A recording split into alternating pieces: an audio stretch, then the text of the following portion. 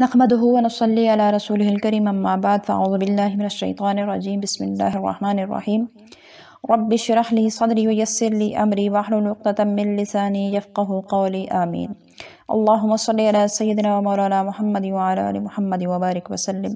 یہ YouTube channel بزم فاطمہ مع القرآن ہے۔ اس میں ہم قرآن مجید کا لفظی ترجمہ اور مختصر تفسیر پڑھ رہے ہیں۔ اس کے علاوہ آپ کے پوچھے گئے فقہی سوالات کے جوابات اور مجرب مذاہب بھی بتائے جاتے ہیں، اور ہمارے پاس خواتین اور بچے آن لائن قرآن مجید ترجمہ تفسیر کے ساتھ اور ناظرہ تجوید کے ساتھ بھی پڑھ رہے ہیں۔ آپ پڑھنا چاہیں یا آپ کے بچے پڑھنا چاہیں تو آپ کمنٹ میں لکھیے، ہم آپ کو اپنا واٹس ایپ نمبر دیں گے، یا آپ پھر میسنجر، زوم اور اسکائپ وغیرہ پر بھی پڑھ سکتے ہیں۔ آج ہم اپنا سبق شروع کر رہے ہیں سورہ بقرہ کی آیت نمبر 224 سے۔ اعوذ باللہ من الشیطان الرجیم، پناہ مانگتی ہوں اللہ کے ساتھ شیطان مردود سے۔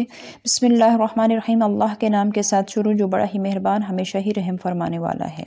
وَلَا تَجْعَلُوا، اور نہ بناؤ تم اللہ کے نام کو عُرْضَةً، رکاوٹ۔ عرضہ ویسے ڈھال کو بھی کہا جاتا ہے، اور ڈھال جو ہے وہ بھی رکاوٹ کے طور پہ استعمال کی جاتی ہے، اس لیے اس کو بھی عرضہ کہا جاتا ہے۔ یہاں بھی یہی مطلب ہے کہ اللہ کے نام کو تم ڈھال نہ بناؤ یا رکاوٹ نہ بناؤ، لِأَيْمَانِكُمْ، اپنی قسموں کے لیے۔ ان یہ کہ تبرو، تم نیکی نہیں کرو گے۔ ان کے بعد یہاں پہ لا مقدر ہے کہ تم نیکی نہیں کرو گے۔ وَتَتَّقُوا، یہاں تتقو سے پہلے بھی لا مقدر ہے، وَلَا تَتَّقُوا کہ تم پرہیزگاری نہیں کرو گے۔ وَتُصْلِحُوا، یہاں بھی تُصْلِحُوا سے پہلے لا مقدر ہے، وَلَا تُصْلِحُوا کہ تم صلح نہیں کراؤ گے، بین الناس، لوگوں کے درمیان، کہ تم اس چیز کی قسم نہ کھاؤ، اللہ کے نام کی قسمیں ایسے نہ کھاؤ کہ تم کوئی نیکی کا کام نہیں کرو گے، یا تم پرہیزگاری نہیں کرو گے، یا تم لوگوں کے بیچ میں صلح نہیں کراؤ گے۔ اللہ کے نام کو ایسی قسموں کے لیے رکاوٹ یا ڈھال مت بناؤ۔ واللہ، اور اللہ تعالیٰ، سمیع، خوب سنتا ہے، علیم، اور بہت علم رکھتا ہے۔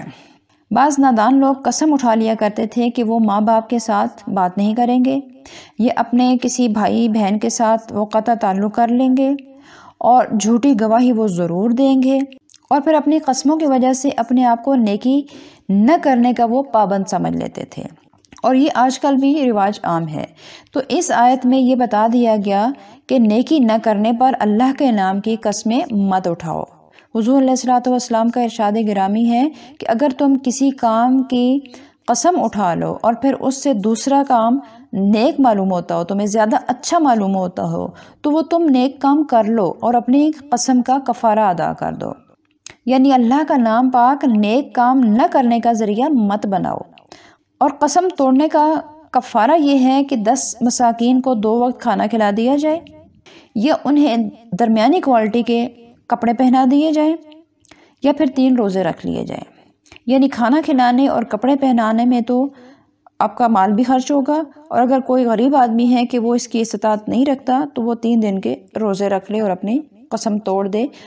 اگر کوئی ایسی قسم کھاتا ہے کہ وہ نیکی نہیں کرے گا تو اس کو چاہیے کہ وہ اس قسم کو توڑ دے اور اس کا کفارہ ادا کر دے۔ اور ویسے بھی اگر کوئی شخص جلد بازی میں یا غلطی سے قسم کھا لیتا ہے اور پھر بعد میں اس کو قسم توڑنا پڑ جاتی ہے، تو وہ اپنی قسم توڑ دے اور اس طریقے سے کفارہ ادا کر دے کہ 10 مساکین کو 2 وقت کھانا کھلا دے، یا ان کو درمیانی کوالٹی کے کپڑے پہنا دے، یا پھر خود 3 روزے رکھ لے۔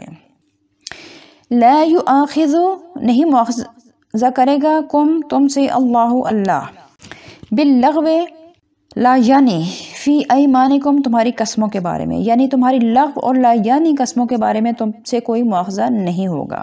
ولیکن، اور لیکن، یؤاخذکم، ضرور پکڑے گا، تمہیں بما، ان قسموں پر، کسبت، جو ارادہ کر لیا ہو، قلوبکم، تمہارے دلوں نے۔ واللہ، اور اللہ تعالیٰ، غفوراً، بڑا بخشنے والا، حلیماً، بڑا حوصلے والا ہے۔ یعنی اگر ارادہ اور قصد کے بغیر کوئی قسمیہ الفاظ زبان سے نکل جاتے ہیں، جیسے بعض لوگوں کی عادت ہوتی ہے بات بات پہ قسم کھاتے ہیں، بات بات پہ قسم سے یہ نہیں ہوا، قسم سے میں یہ نہیں کروں گا، میں نے وہ نہیں کیا، تو اس طرح کی لغو جو قسمیں ہیں ان کے اوپر کوئی مؤاخذہ نہیں ہوگا۔ لیکن جو ارادہ تن، جو تمہارے دلوں نے پکے ارادے سے کوئی قسم کھائی ہے، تو اس پر مؤاخذہ ضرور ہوگا۔ للذین، ان لوگوں کے لیے، یؤلون، جو قسم اٹھا لیتے ہیں، من نسائہم، کہ وہ اپنی بیویوں کے قریب نہیں جائیں گے، تربصوا، تو وہ ان کے لیے مہلت ہے، 4 اشہر، مہینوں کی، فَإِن، پھر اگر، فَاءُوا، وہ رجوع کر لیں، فَإِنَّ اللَّهَ، تو بے شک اللہ تعالیٰ، غفور، مغفرت فرمانے والا، رحیم، رحم فرمانے والا ہے۔ ان بعض لوگ اپنی بیویوں کو ستانے کے لیے قسم اٹھا لیا کرتے تھے اور ان سے ہم بستری بھی نہیں کرتے تھے۔ اس طرح عورت نکاح میں بھی رہتی تھی اور حقوق زوجیت سے بھی اس کو محروم کر دیتے تھے۔ تو قرآن مجید نے اس ظلم کا بھی خاتمہ فرما دیا اور فرمایا کہ اگر 4 ماہ کے اندر تم نے اپنی یہ قسم توڑ دی تو عورت تمہارے نکاح میں رہے گی، تمہیں صرف کفارہ ادا کرنا ہوگا اپنی قسم توڑنے کا، اور اگر تم نے 4 ماہ گزرنے کے بعد بھی اپنی قسم کو نہ توڑا تو پھر تمہارا نکاح ٹوٹ جائے گا، اور عورت کو یہ حق حاصل ہوگا کہ وہ کسی دوسرے شخص سے نکاح کر لے۔ ایسا نہیں ہو سکتا کہ تم عورت کو اپنے نکاح میں بھی جکڑ کے رکھو اور اس کے حقوق زوجیت بھی ادا نہ کرو۔ وَإِن اور اگر عزموا وہ پکا ارادہ کر لیں طلاق کا، فَإِنَّ اللَّهَ تو یقیناً اللہ تعالیٰ سمیع سب کچھ سنتا ہے، علیم اور علم بھی رکھتا ہے۔ کہ اگر تم نے وہ قسم عورتوں کے پاس نہ جانے کی جو قسم کھائی ہے تم نے وہ پکے طلاق کے ارادے سے کھائی ہے، تو پھر اللہ تعالیٰ سنتا بھی ہے اور جانتا بھی ہے، تمہاری اس قسم کو اس نے سن بھی لیا اور تمہارے دلوں کے ارادے کو اس نے جان بھی لیا۔